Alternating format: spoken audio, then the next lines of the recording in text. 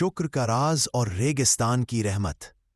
بہت پرانے زمانے میں تپتے ہوئے ریگستان کے بیچ ایک چھوٹا سا گاؤں تھا، نورانیہ۔ چاروں طرف ریت کے لمبے ٹیلے تھے اور دور دراز بس چند کھجور کے درخت کھڑے تھے جو جیسے دھوپ میں بھی صبر کا سبق دیتے تھے۔ اسی گاؤں میں ایک عورت رہتی تھی، مریم۔ مریم کا گھر بہت بڑا نہیں تھا، مگر اس میں محبت کی خوشبو تھی۔ اس کے دو پیارے بچے تھے، ایلیا اور زارا۔ ان کا باپ انیس بہت نرم دل، محنتی اور محبت کرنے والا انسان تھا۔ وہ ہمیشہ چاہتا تھا کہ اس کا گھر خوشیوں سے بھرا رہے، لیکن مریم کی ایک عادت تھی جو گھر کے سکون کو چپکے چپکے کھا رہی تھی۔ وہ ہر بات میں شکایت کرتی تھی۔ صبح سورج نکلتا تو وہ کہتی، یہ گرمی کب ختم ہوگی؟ کھانا پکاتے ہوئے کہتی، ہمیشہ یہی سبزی کیوں بنتی ہے؟ انیس تھکا ہارا آتا تو وہ کہہ دیتی، لوگ زیادہ کماتے ہیں، تم کیوں نہیں کر پاتے؟ انیس ہمیشہ محبت سے جواب دیتا، مریم، ہمیں اللہ کا شکر کرنا چاہیے، شکر سے برکت بڑھتی ہے، شکایت سے صرف پریشانی بڑھتی ہے۔ لیکن مریم کی باتوں میں شکایت ہی شکایت تھی۔ گاؤں کی سب سے بڑی آزمائش نورانیہ کئی مہینوں سے ایک سخت مشکل میں تھا۔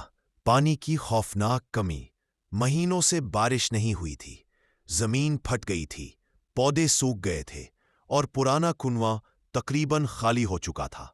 لوگ تھوڑے سے پانی کے لیے لمبی قطاروں میں کھڑے ہوتے۔ مائیں پریشان تھی کہ بچے کیا پئیں گے، اور 19 روز تیز دھوپ میں دور سے پانی لا کر بیوی بچوں کو پلاتا۔ مگر مریم پھر بھی کہتی، ہماری زندگی اتنی مشکل ہی کیوں ہے؟ ہمیں ہی کیوں آزمائشوں میں رکھا گیا ہے؟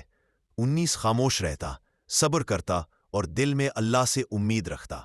وہ رات جس نے سب بدل دیا، ایک رات جب آسمان بھی جیسے تھک کر ساکن ہو چکا تھا، مریم نے ایک عجیب اور روحانی خواب دیکھا۔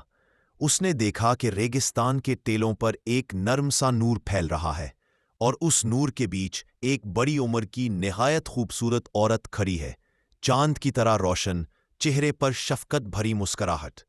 وہ عورت نرمی سے بولی، مریم، تمہاری اصل مشکل پانی نہیں ہے، تمہاری اصل مشکل تمہارا دل ہے۔ مریم گھبرا گئی۔ میرا دل؟ نور میں لپٹی اس عورت نے کہا، جب دل شکایتوں سے بھر جائے تو اللہ کی رحمت دور ہو جاتی ہے، لیکن جب دل شکر گزار ہو جائے تو ایسی جگہ سے مدد آتی ہے جہاں کا انسان سوچ بھی نہیں سکتا۔ مریم کی آنکھیں بھر آئیں۔ اس عورت نے پھر کہا، اگر تم چاہتی ہو کہ تمہاری زندگی بدلے تو پہلے اپنے دل کو بدلنا ہوگا۔ قرآن کی یہ دعا روز 101 بار پڑھو، ربی یسر لنا بالخیر، اے میرے رب، ہمارے لیے بھلائی کے ساتھ آسانی پیدا فرما۔ مگر یاد رکھو، شکایت نہیں، شکر کے ساتھ پڑھنا۔ اتنا کہہ کر وہ نور آہستہ آہستہ غائب ہو گیا۔ مریم کے دل میں تبدیلی۔ صبح جب مریم اٹھی تو اس کے دل میں ایک انوکھی نرمی تھی۔ اس نے اپنے سوتے ہوئے بچوں کو دیکھا اور پہلی بار اتنی محبت سے کہا، یا اللہ، شکر ہے۔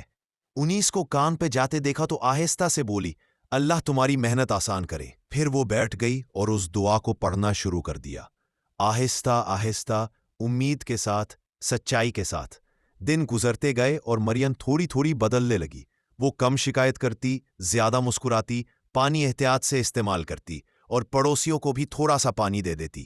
19 اس کی تبدیلی دیکھ کر خوش ہوتا، گھر میں سکون اترنے لگا۔ اور پھر وہ کرامت ہوئی۔ ایک دن اچانک آسمان کی صورت بدلنے لگی، ٹھنڈی ہوا چلنے لگی، کالے بادل آسمان پر چھا گئے۔ بچوں نے خوشی سے چلاتے ہوئے کہا، بارش آنے والی ہے۔ پہلے ہلکی بوندیں برسی، پھر زوردار بارش شروع ہو گئی۔ پورے گاؤں میں خوشی کی لہر دوڑ گئی، کنواں بھر گیا، کھیتوں میں زندگی لوٹ آئی، جانور تک خوشی سے مومیانے لگے، اور مریم دروازے پر کھڑی رونے لگی۔ وہ کہہ رہی تھی، یا اللہ، جب تک میں شکایت کرتی رہی میری زندگی نہیں بدلی، لیکن جب میں نے شکر کیا اور یہ دعا پڑھی تو تو نے اپنی رحمت برسا دی۔ اس دن کے بعد مریم بدل گئی، وہ شکر کرنے والی عورت بن گئی۔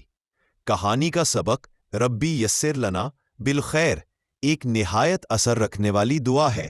یہ دل کو نرم کرتی ہے، زندگی میں آسانیاں لاتی ہے اور مشکلات کو ہلکا کر دیتی ہے۔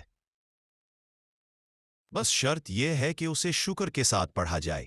جب دل صاف ہو تو اللہ اپنی رحمت ایسے برساتا ہے جیسے نورانیہ پر برسائی تھی۔